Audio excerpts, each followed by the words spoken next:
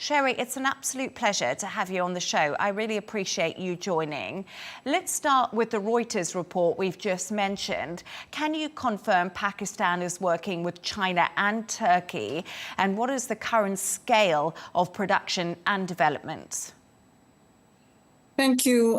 First of all, Pakistan has been working with China and Turkey for a long time. This is not a new development, and working not just on defense hardware and strategic exchanges, but on a long list of cultural, political, and other trade and investment ties take these relationships into a serious bandwidth of enhanced trust and what I'm seeing as long-term political partnership, geostrategic partnerships.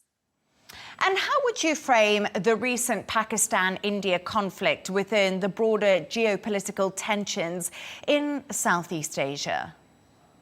See, apologies, South Asia. I do. Yes, I understand.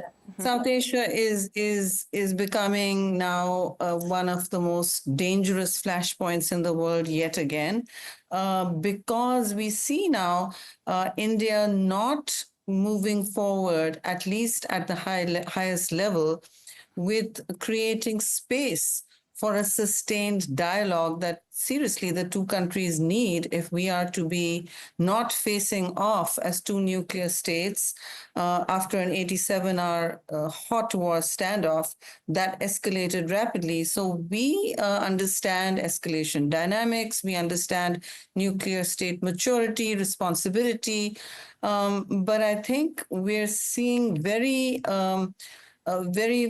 strange responses from India politically. Recently, Prime Minister Modi has made a strong and, frankly, extremely inflammatory statement exhorting Pakistani young people to come forward and fight against terror, whereas the entire state has been fighting against terror since 2008. Everybody knows that.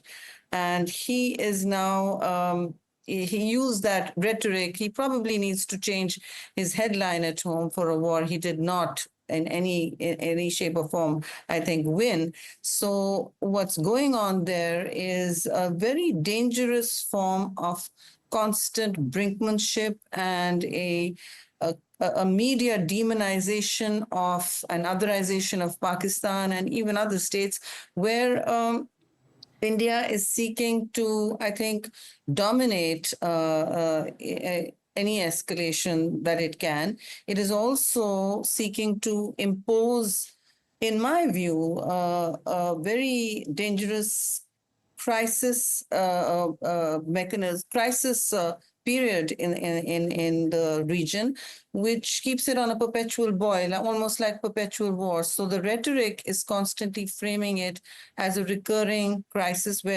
whereas really Pakistan feels that pathways forward should be found between two responsible nuclear states. But India's behavior is not that. Modi just said Pakistan should wait for his bullet in a huge orchestrated rally.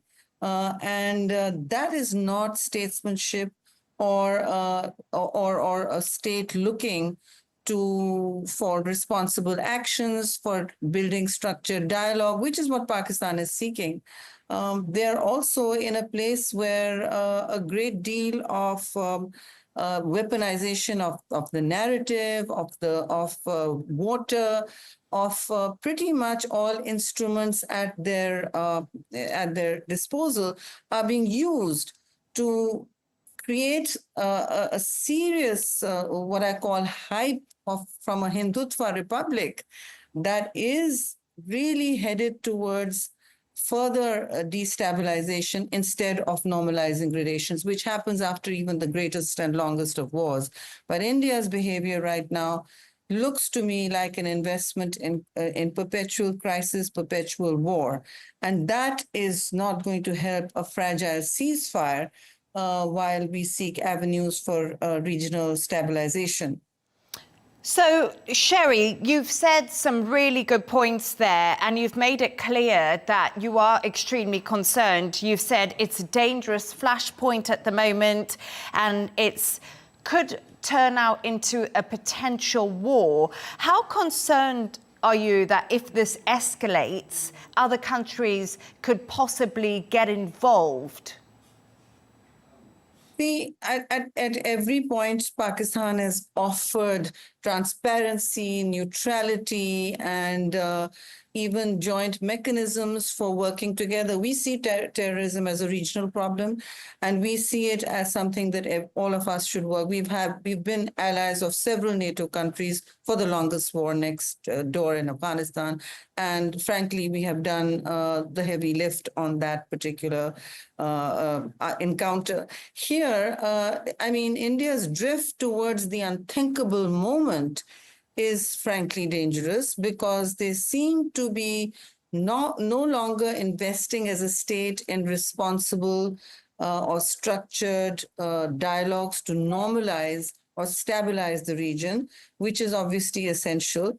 The ceasefire remains fragile because there is a constant, instead of forensic evidence shared, there are media trials, and those continue as a form of now policy that has become their foreign policy within and outside the state. So it is worrying that this level of shall we say, constant escalation and crisis escalation is becoming the new abnormal for this government. I mean, you cannot keep this level of war hysteria going between two nuclear states.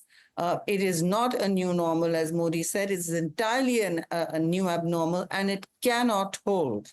It just cannot, because then you have escalation without any risk reduction mechanisms, without any sustained protocols. Right now, only DGMOs are talking, are the only form of communication between the two states.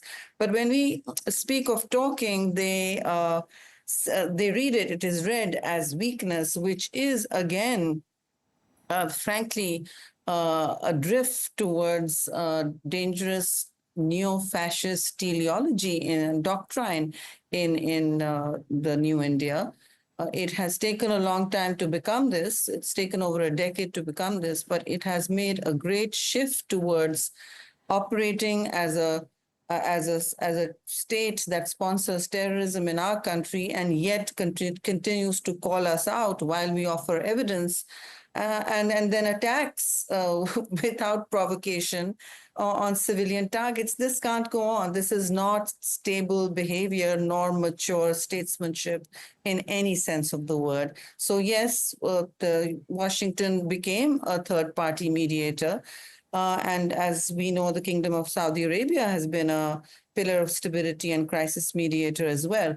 So we are very open to building on taking the ceasefire forward and building on that as a series of structured talks for stabilization, including obviously the one-sided suspension of the water treaty, which is for a river that's the lifeline of Pakistan. But I think India is taking time to understand that it can't invest in a doctrine of perpetual war.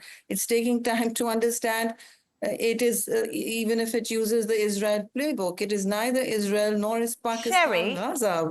Oh, sorry, Sherry, I just wanted to put something to you. So Narendra Modi has been speaking, and he says that terrorism is Pakistan's deliberate war strategy, and India will respond accordingly. So there has been pushback from the Indian Prime Minister. What do you make of his comments?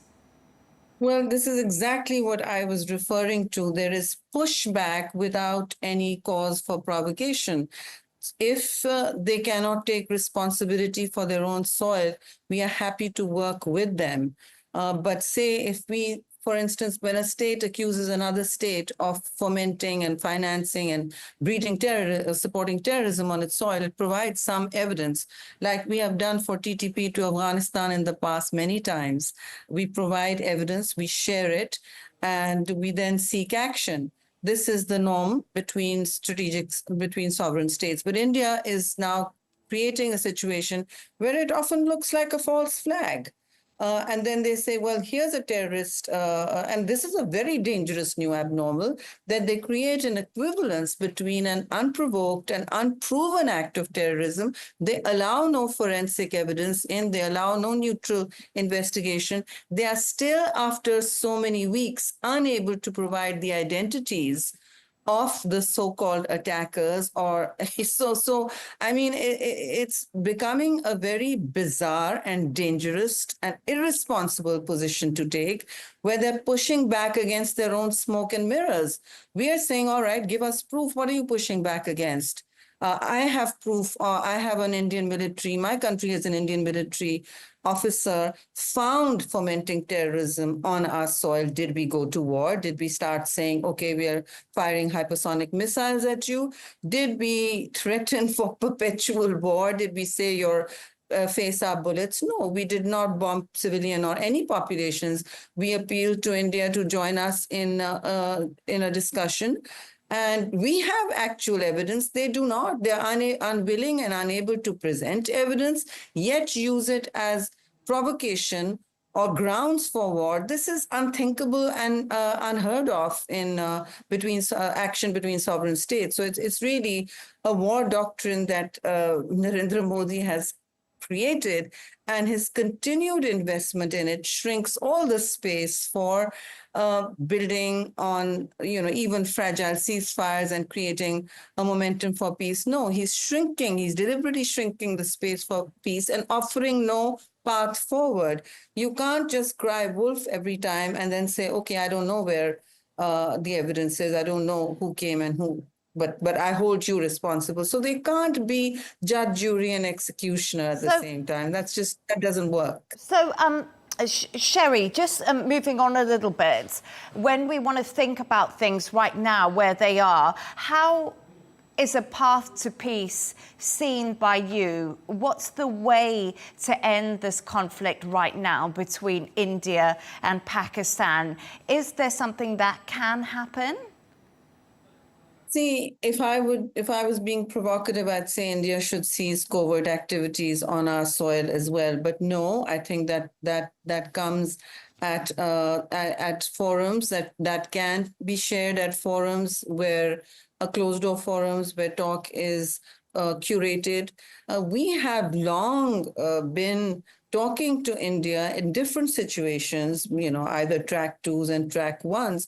And track 1 point. I mean, there's no shortage of menus on what is known as a comprehensive dialogue forward, and over water, over terrorism, over, of course, Kashmir, which is the root cause of the constant unsettling between India and Pakistan, the constant conflict between India and Pakistan.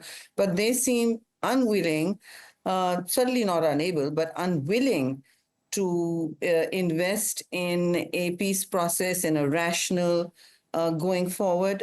We are happy to build channels of communication. We have been happy constantly to build longer investments in trade and reopening diplomacy and cultural ties and obviously water, climate discussions as well, because, these are countries that are on the front line of climate crises in the world as we see it. Some of the hottest countries and some of the most polluted cities and the most polluted aquifers. I mean, India shares a huge water basin with us, the Indus water basin. The basin is bigger than the size of England. And it's the most depleted aquifer. And India is the largest miner of groundwater in the world. But they seem unwilling to hold rational discussions on the costs of perpetual conflict. And that seems to me something that needs impressing upon them. Sherry Rehman, we're going to have to leave it there. I do apologize, but thank you so much for your insights and your thoughts. It's been great to have you on the show.